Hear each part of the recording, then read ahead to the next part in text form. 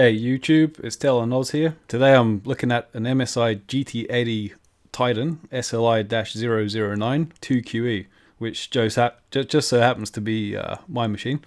So, good way to start off the first PC hardware video with the machine I've just bought about 2.5 weeks ago now. Yeah, so we'll just crack on.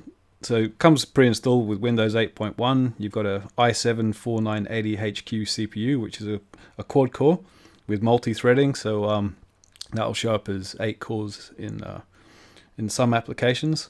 It's clocked at 2.8 gigahertz, and you can overclock that to 4 gigahertz. 6 meg cache, which is nice.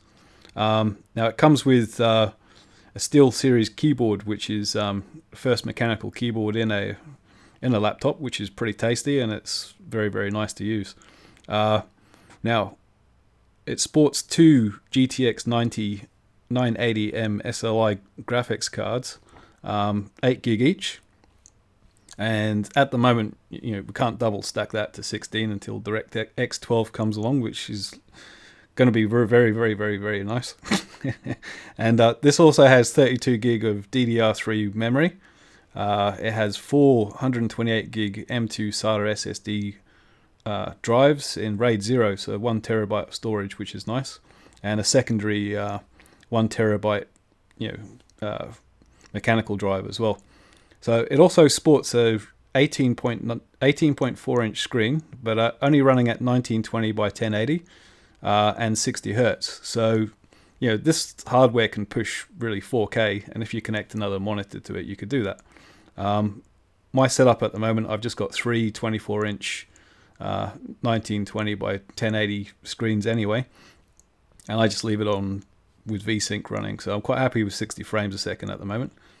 So I ended up just doing some benchmarks at stock, and I've just thrown the specs up on the screen here.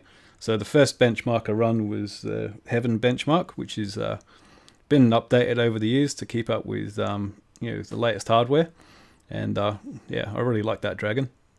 Very, very nice. Yeah, beast of a thing, aren't you? And obviously edited this. You don't want to see the whole 4.5 minutes of the benchmark, which would be pretty pointless. The results though were pretty good. We ended up with average of 90.5, maxed out at 184.1, pretty decent. I then run 3D Mark, which I just got the other day. All this benchmarking stuff's new to me. So I had the skydiving benchmark here, and then the big bad boy, the Firestrike one, which is a bit demanding. This is the real current top-end benchmark, really. If your machine runs this at a decent rate, happy days, basically. Now, it didn't have any problems with this at all. All the way through the benchmark, the fans kicked up a wee bit. But to be honest, it just didn't struggle with it at all. So unlike this poor bugger here, it didn't really get thrown away. And here are the results: 13,307 for Firestrike, and 29,829 for Skydiver. Pretty decent. Now I just let the thing run, so you can see CloudGate and Ice Storm, not that relevant because they're for lower spec machines. Now, like I said earlier, I didn't bother. I've not overclocked this at all. I've left it all at base, purely because every game I've thrown at it, GTA 5, even Star Citizen, Witcher 3, everything is running at 60 frames a second. It's beautiful. There was a Star Citizen video I'll do later on where I turned off VSync because I was curious to know how many frames a second this thing can run to.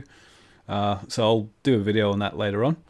But overall, I mean, you can scroll through this, frame by frame if you like. If you want to see details, that's great. I'm not going to talk about it too much more. I think I ended up, in just a second, we'll just fly up with. I did a draw call test as well, which is just here. Yep. So that's the results for that as well. Not too bad. Not too bad at all. Real desktop replacement, this machine, but about 2 hours battery life. Now it comes pre-installed with something called Killer Network Manager. This program I'm not particularly fond of.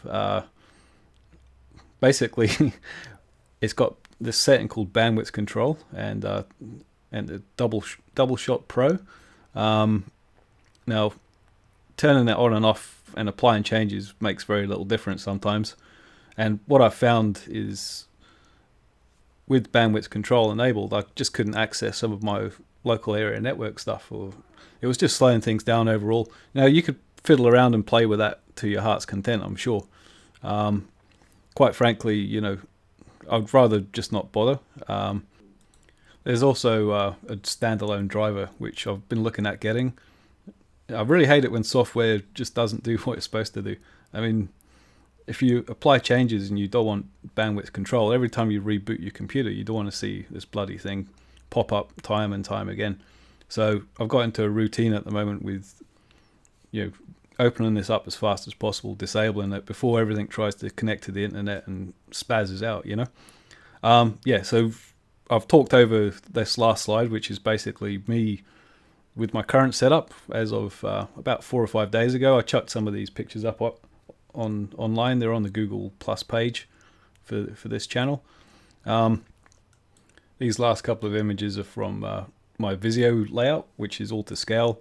Just a front view, just showing you the 3 monitors as they stand. The 42.2-inch TV is not there, which will be coming pretty soon, I hope. So yeah, on the left you can see the hub. That's going to be the water-cooled desktop PC. I've been getting parts for it, but it's still a long way off, really.